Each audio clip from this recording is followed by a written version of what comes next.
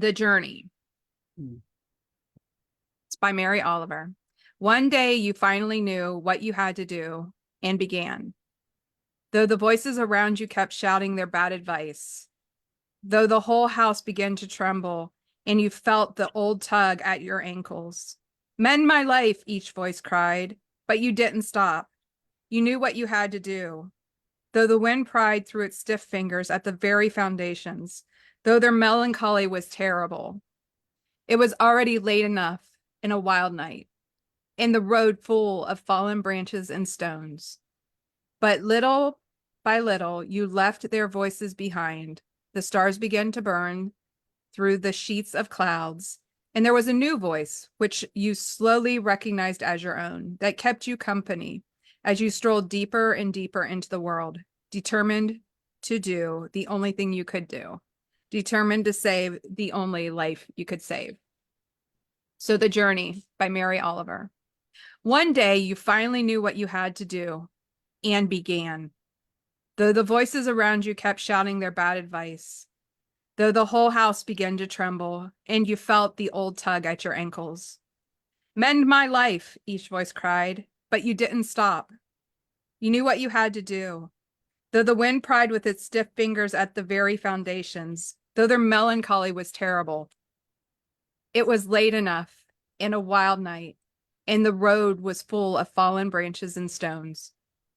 But little by little, as you left their voices behind, the stars began to burn through the sheets of clouds, and there was a new voice, which you slowly recognized as your own, that kept you company as you strolled deeper and deeper into the world, determined to do the only thing you could do, determined to save the only life that you could save. I love that poem. All right. So Rose, Wow. what came up for you?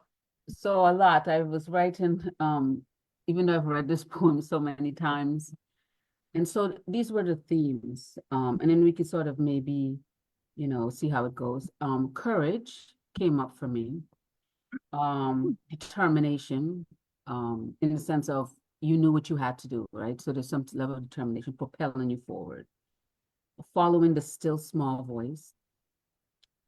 Embarking on a journey, even though you're not sure where the destination is, you just knew that you had to proceed, and finding your voice, right? Like, and that piece really resonates with me, because I think that we don't always, we don't know how to find our voice. We weren't taught to focus on our voice.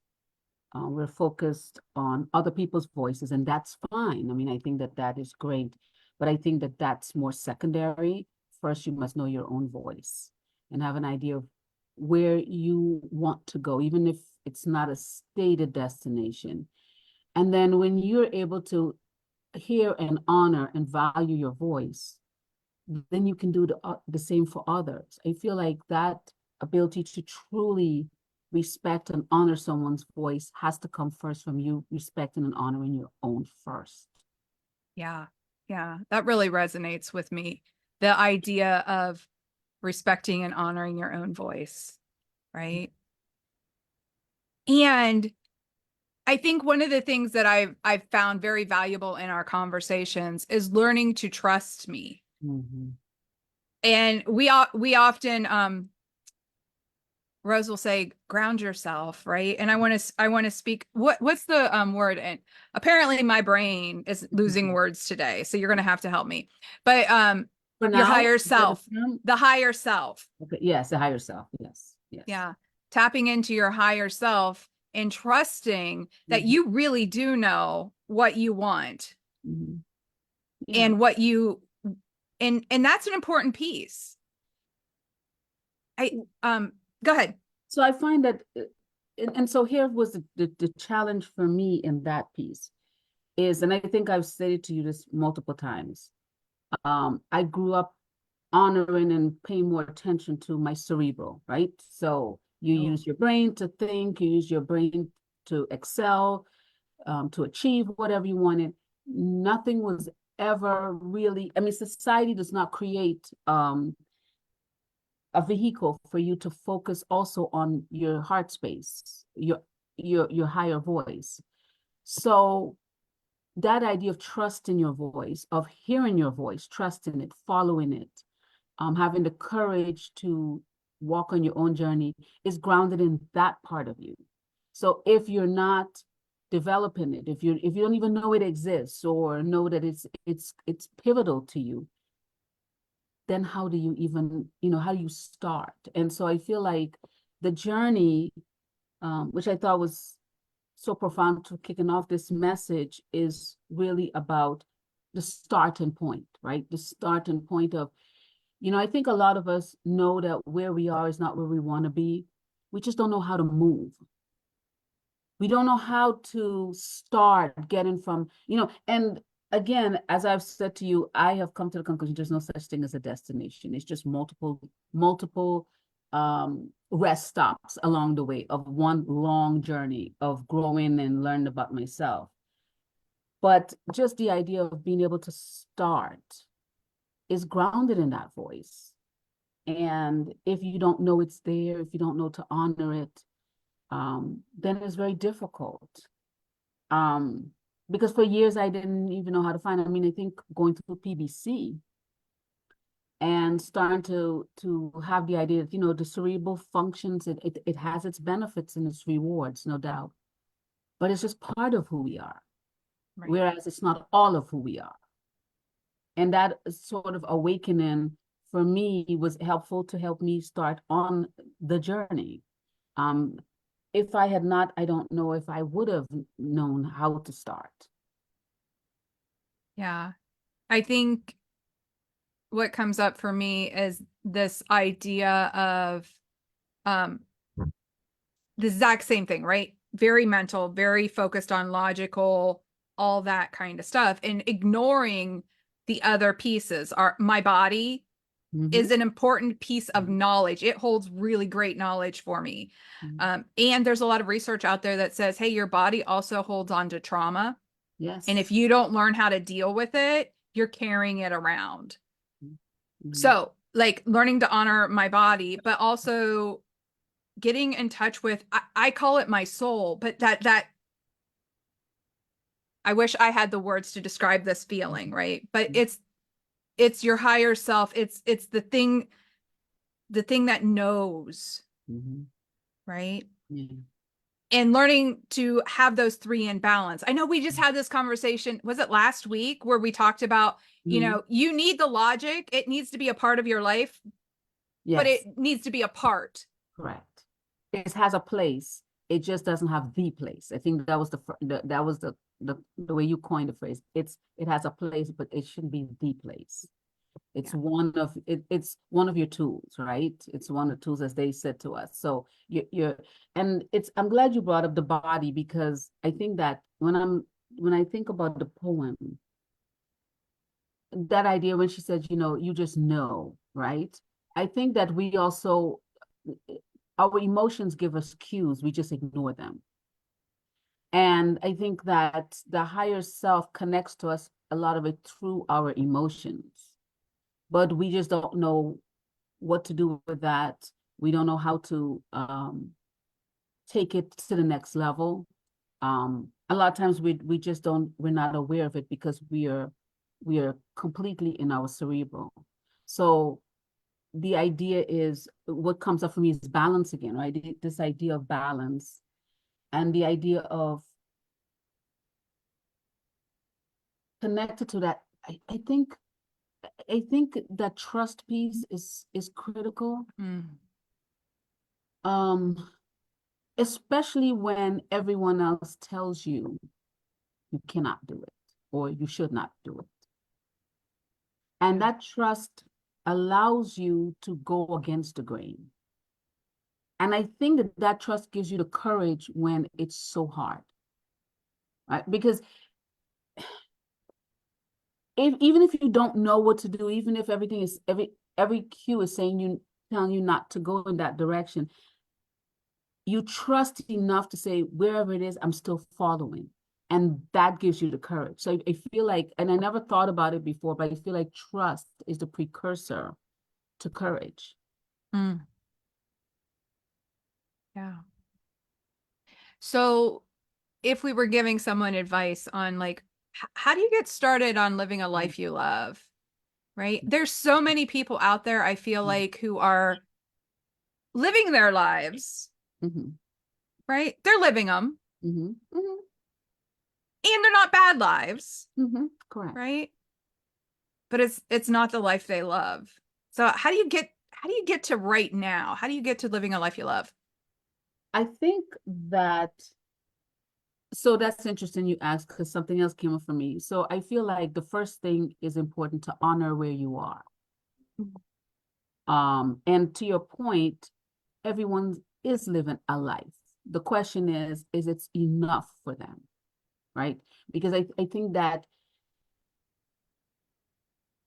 a lot of times we fall into the trap of sort of discounting the lives that people live. They're valuable, right? There are people, they're getting up every day, going to work, taking care of children, taking care of loved ones. Um, and so and they're contributing to society, right? In their own unique way. And so it's not to throw out the life you have, but it's just to build on it. Yeah. So I think you start from where you are and you start asking the questions. What else is out there? You don't have to have an answer. An answer doesn't have to come right away. I think for me, a big part was asking the question. And I think so to answer your question, I think we just need to ask the question, is this enough for me? Am I living fully? And if the answer is no, then that's your starting point. Because you may Yeah. not know what fully is, right? But the point to me is if you're asking the question, there's something inside of you that's somewhat telling you it's not enough, right? Because why would you ask a question if you weren't feeling a little disquieted, if you weren't feeling that there's something more, there's a Yeah. little more. I think for me, as you were saying that, what came up for me was there was a point in my life where I felt really guilty for wanting more Mm-hmm, because I'm super blessed, mm-hmm, right? And so I was like, hey, I'm super blessed. I've got this amazing stuff going on. And there was guilt related to me wanting to go to my next level. And Rose has lived through this transformation with me the last couple years. And I was actually working with another coach. And it was so funny. This is not, I'll tell you what we worked on, but it wasn't what we started working on, right? So we started working on, hey, I was just like, hey, I'm really trying to get into this next level in my life. I'm not really sure how to do it. And we ended up working on me being okay with being a big deal. mm-hmm, And that was so hard for me. Like it was so hard to think that my life and my art and my work could be a big deal. mm-hmm, And I felt super guilty. mm-hmm. And it's interesting because as you were saying this, the question that came up for me, and I throw it out to everyone out there is, how do you define more? Yeah. Because so in society, more is defined by things, right? Um, Possessions. But more can be just spiritually Yeah. more compassionate, more appreciative for what you have. Maybe it might spur you on to, because you're so blessed where you are, how can I contribute? And so, Mm, the idea of guilt behind that, it could be that people feel guilty because they feel that I have enough stuff, but it's not about stuff. So you can be in a financial situation where you're in need of nothing. And possibly if you're fortunate, you will never be in need of anything. But that higher self is telling you there's something living a more full life. And yeah. so maybe the part is developing the heart space, developing this and having a better communication and creating a better relationship with your inner self. So, you know, what we're talking about is the more in that way. Yeah. right? The more is that, right? How do we, and we talked about this when we talk about peeling back the onion, right? Because as I've said to you multiple times, every time I discover something more, it actually does not reduce the onion for me. It actually makes it bigger. And it's because one thing then leads me, it has a rippling effect. Because if I realize there's a part of my personality, something I want to work on more, it brings up memories, it triggers the way I approach life, because now I figured out that I have this part of me um, that is habitual. And now that I'm aware of it, I can then look more into how does that impact the way I pivot? How does it impact the way I move through life? So the onion doesn't get smaller, it actually gets bigger. And I've said this to you when I realized, the biggest journey I could make is into myself, really. I mean, it's fantastic to climb mountains and it's great to do all those things, but I feel like for me, the greatest the word is escaping me, but frontier is really into myself. Yeah. So do you think the better you know yourself, the better you love yourself, the more you're going to be capable of living a life you love? I think yes, but I feel like it's multiple stages. So I think the better I know myself, the better I'll understand the way I move through life.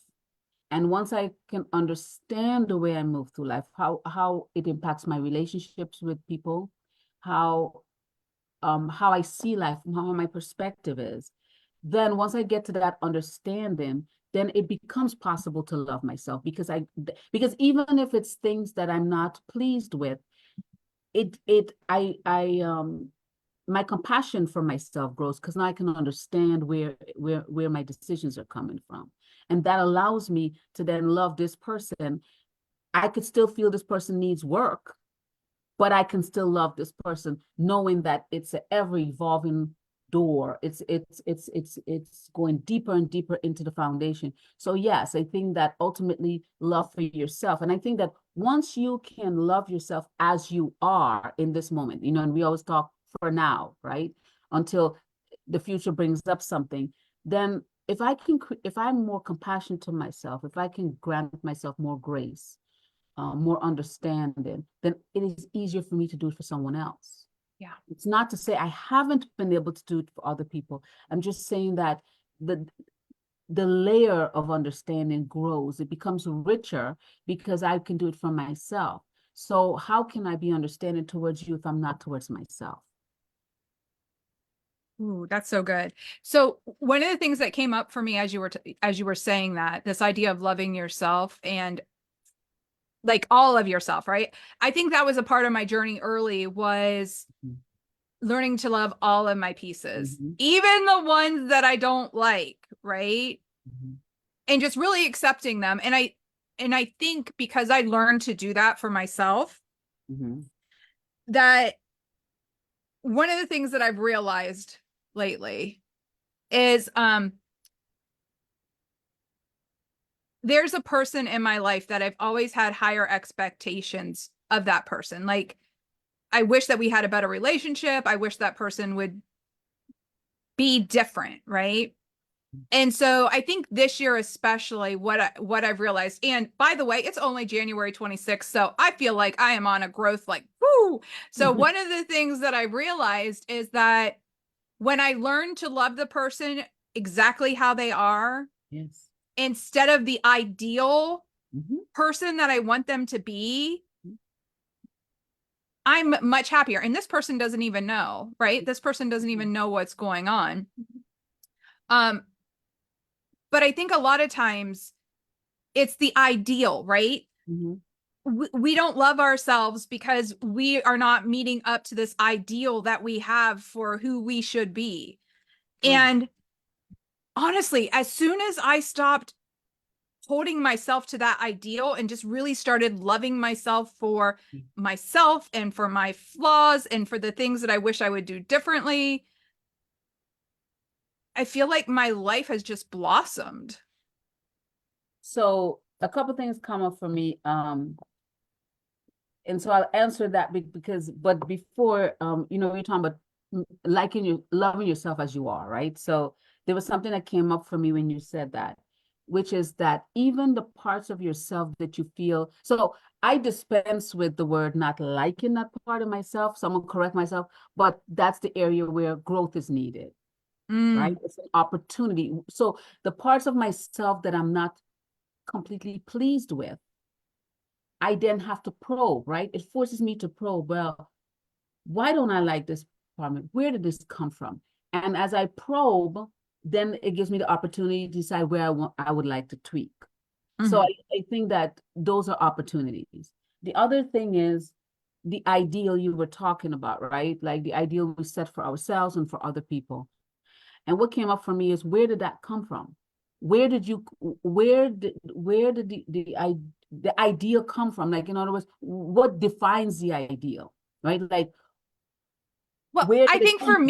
for me, it's books and TV, and Mm-hmm. you see these people out there who have this relationship, and you're like, man, I wish I had that type of relationship, right? And then you're comparing that person to that type of relationship you wish you had.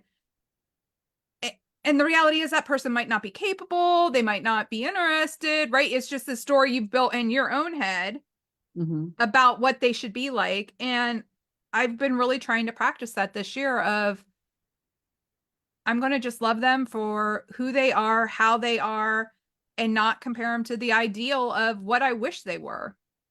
So, and I think all of us on some level have done that, right? And continue to do it. What came up for me as you were saying that is, if you see someone, they're projecting who oftentimes who they would like to be. Mm, But I always say to myself, do I know that person? Like, have I sat down and had a conversation with that person?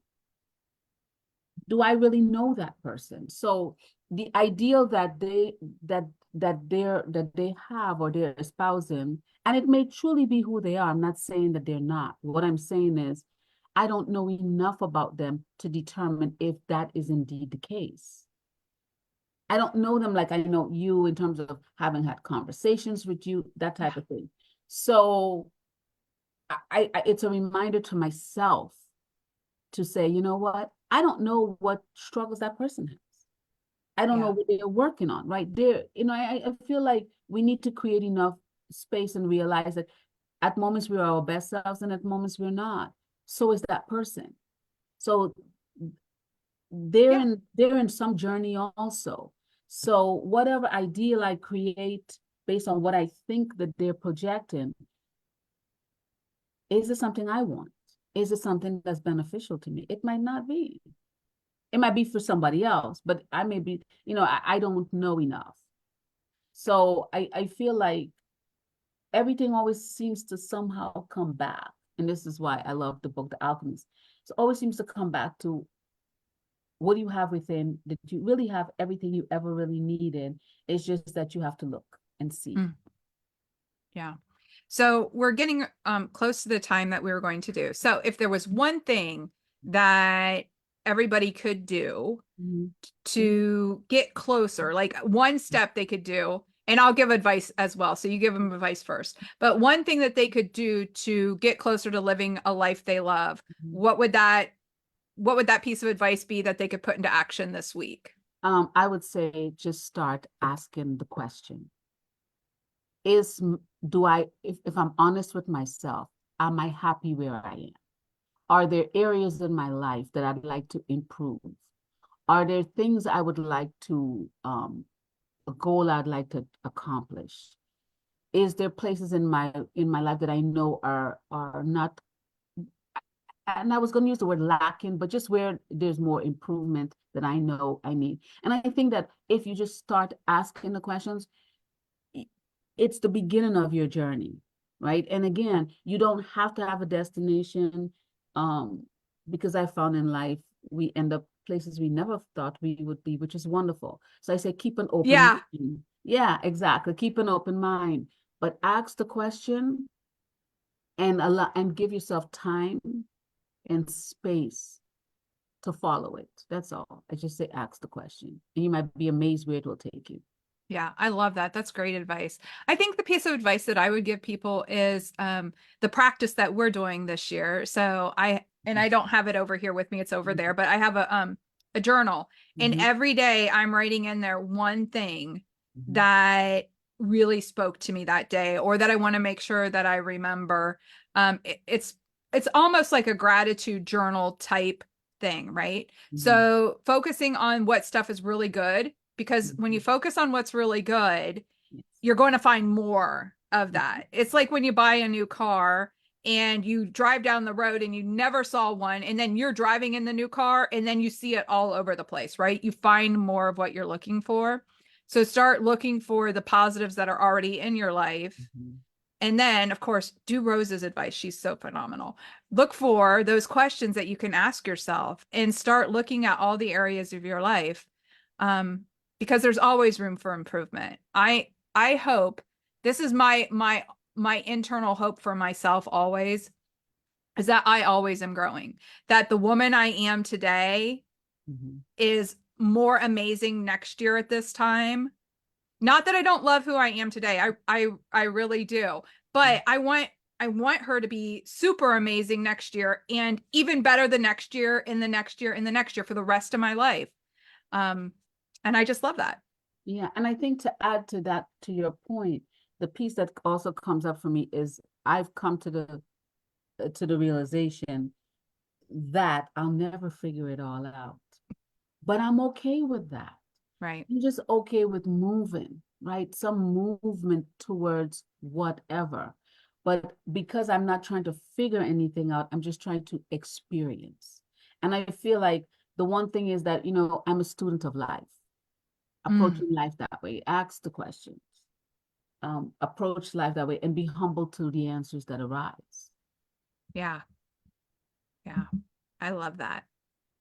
All right. So, with that final thought, everybody, we will see you later. Hopefully, Rose will agree to pop on here and talk to me live again. So, we'll talk to you later.